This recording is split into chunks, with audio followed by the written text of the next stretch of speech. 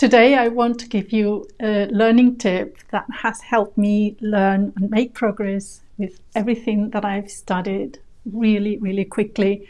And it's a very simple tip, and it's to use a timer. Use a timer whenever you are studying Spanish.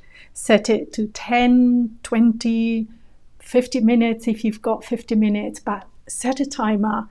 Get it ticking. It will force you to start. It will force you to continue learning, continue studying, focusing, because it's ticking down. It's ticking down. The time is passing, and you've got to make the most of the 10, 15 or 50 minutes that you've got. Always use a timer. That's what I do when I'm learning more English, when I'm learning other languages.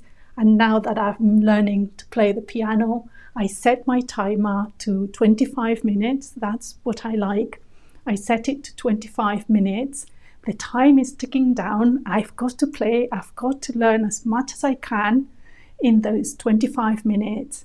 It's absolutely magic. Try it and you will see how wonderful it is. Let me know how you get on with that tip. But for me, it has been short of a miracle. I sit down with my timer, my 25 minutes, and I do as much as I can in those 25 minutes.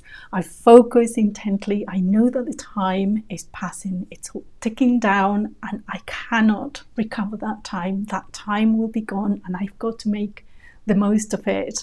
And the timer is telling me that.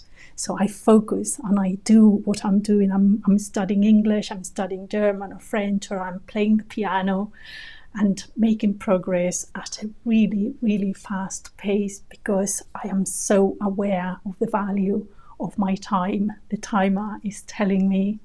I hope you like this tip. Let me know below in the comments how you get on with it.